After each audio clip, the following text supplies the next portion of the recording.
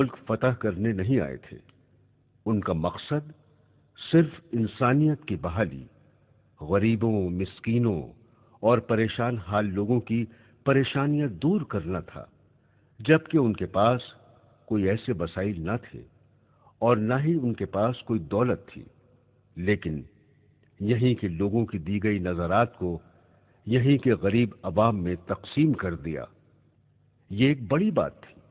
لوگوں نے دیکھا اور سمجھا کہ یہ کیسے بزرگ ہیں کہ ہماری دی ہوئی نظرات کا ایک پیسہ بھی اپنے پاس نہیں رکھتے، غریبوں اور لاچاروں میں بانٹ دیتے ہیں۔ نہ کوئی چھوا چھوت، نہ کوئی چھوٹا بڑا، سب کے ساتھ برابر بیٹھتے ہیں، ساتھ کھاتے ہیں، بلکہ اپاہجوں اور بیماروں کو اپنے ہاتھ سے کھلاتے ہیں، ان کی تیمارداری کرتے ہیں۔ حضرت کی انہی اچھی باتوں نے لوگوں کا دل جیت لیا اور وہ جوق در جوق یہاں آنے لگے۔ حضور نے انا ساگر سے اٹھ کر اسی جگہ قیام فرمایا جہاں آج بھی آپ کا مزار مبارک ہے۔ ادھر غریب نواز نے تبلیغ اور ہدایت کا کام تیز کر دیا۔ اللہ نے آپ کی نظر میں وہ تاثیر دی تھی کہ جس پر پڑ جاتی اس کا دل ایمان سے منور ہو جاتا۔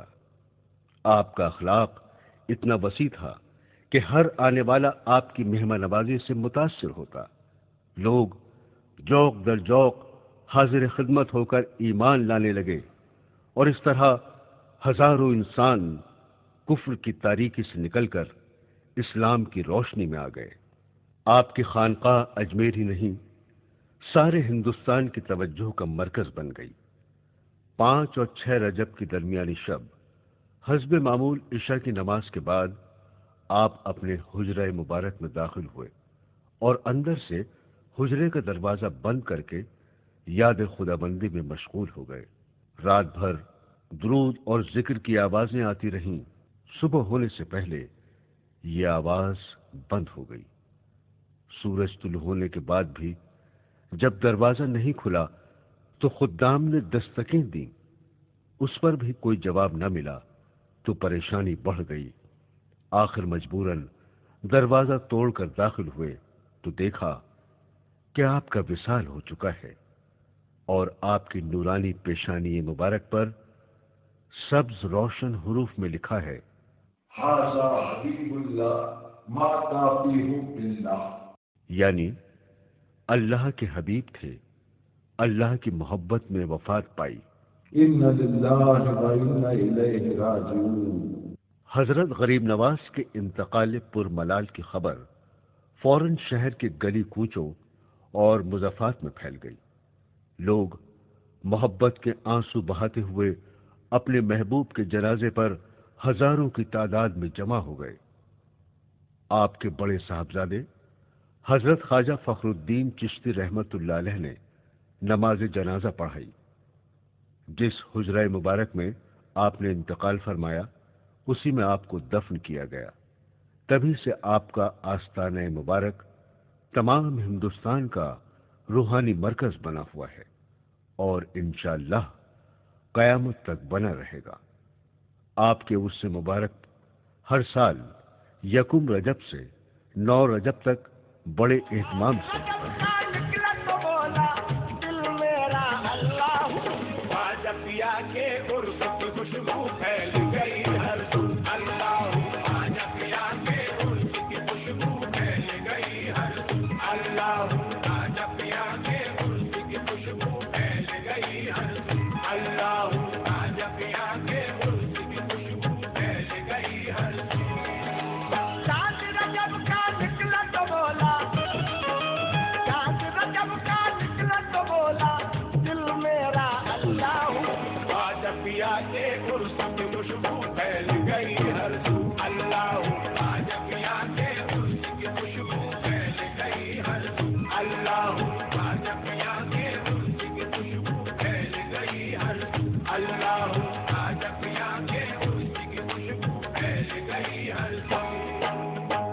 حضور غریب نواز رحمت اللہ علیہ کے آستانے کی تمام تر عمارات تاریخی یادگار ہیں۔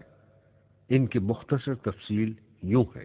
نظام گیٹ، یہ دروازہ سن 1912 میں بننا شروع ہوا اور 3 سال تک اس کی تعمیر ہوئی۔ یہ دروازہ جناب میر عثمان علی خان سابق نواب حیدرآباد کا بنوایا ہوا ہے، اسی لیے اس کو عثمانی دروازہ بھی کہتے ہیں۔ اس کی بلندی 70 فٹ اور چوڑائی میں 2 رویا دالانوں کے 24 فٹ ہے۔ دروازے کے اوپر نقار خانہ ہے۔ بلند دروازہ، یہ دروازہ سلطان محمد خلجی کی یادگار ہے۔ اس کی بلندی 85 فٹ ہے۔ اندر کا فرش سنگ مرمر کا ہے۔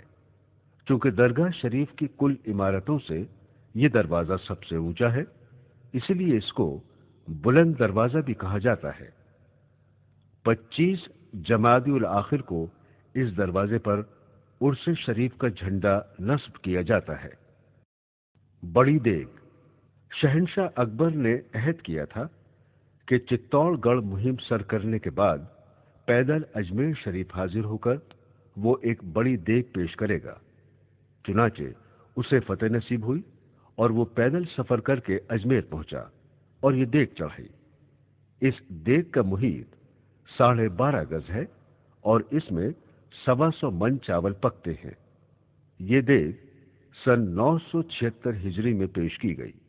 چھوٹی دیگ، اس دیگ کو سلطان جہانگیر نے سن 1013 ہجری میں بنوا کر پیش کیا۔ اس میں 80 من چاول پکتے ہیں۔ محفل خانہ، یہ عمارت نواب بشیر الدولہ نے اپنے فرزند رشید نواب معین الدولہ کی ولادت کی خوشی میں تعمیر کرائی۔ نواب موصوف نے دربار خواجہ میں بیٹے کے لیے دعا کی۔ 80 برس کی عمر میں انہیں بیٹا عطا ہوا۔ اس منت کی ادائیگی میں یہ عمارت تعمیر کرائی۔ اس کی تعمیر کا کام سن 1306 ہجری میں شروع ہوا اور سن 1309 ہجری میں مکمل ہوا۔ اس کا طول 46 فٹ اور عرض بھی 46 فٹ ہے۔ اور شریف میں محفل سما کا اہتمام اسی عمارت میں ہوا کرتا ہے، اسی لیے اسے محفل خانہ بھی کہتے ہیں۔ کوئین میری وکٹوریہ ہاؤس، اس ہاؤس پر ایک چھتری بنی ہوئی ہے جہاں زائرین وضو کرتے ہیں۔ یہ کوئین وکٹوریہ کی ہندوستان میں آمد کی یادگار ہے۔ لنگر خانہ، اس دالان کے اندر لوہے کے 2 بڑے بڑے کڑھاؤ ہیں جن میں صبح اور شام نمکین دلیا پکا کر غریبوں اور ضرورت مندوں میں تقسیم کیا جاتا ہے۔ یہ لنگر خانہ شہنشاہ اکبر نے غریبوں کے لیے بنوایا تھا۔ بیگمی دالان، گنبد شریف کے صدر دروازے پر یہ خوبصورت اور عالیشان دالان جو تینوں جانب سے کھلا ہے، سن 1053 ہجری میں شہزادی جہاں آرا نے تعمیر کرایا، اسی لیے اس کو بیگمی دالان کہتے ہیں۔ روضہ منورہ، روضہ منورہ اور گنبد شریف کی تعمیر سلطان محمد خلجی کے زمانے میں ہوئی۔ بعض مورخ لکھتے ہیں کہ روضہ مبارک اور گنبد شریف خواجہ حسن ناگوری رحمت اللہ علیہ کے تعمیر کردہ ہیں۔ گنبد کا اندرونی حصہ سنگ بستہ ہے جس میں چونے سے ریخ بندی کی گئی ہے۔ گنبد کا بالائی حصہ سفید ہے جس پر چونے کا پلاسٹر چڑھا ہے۔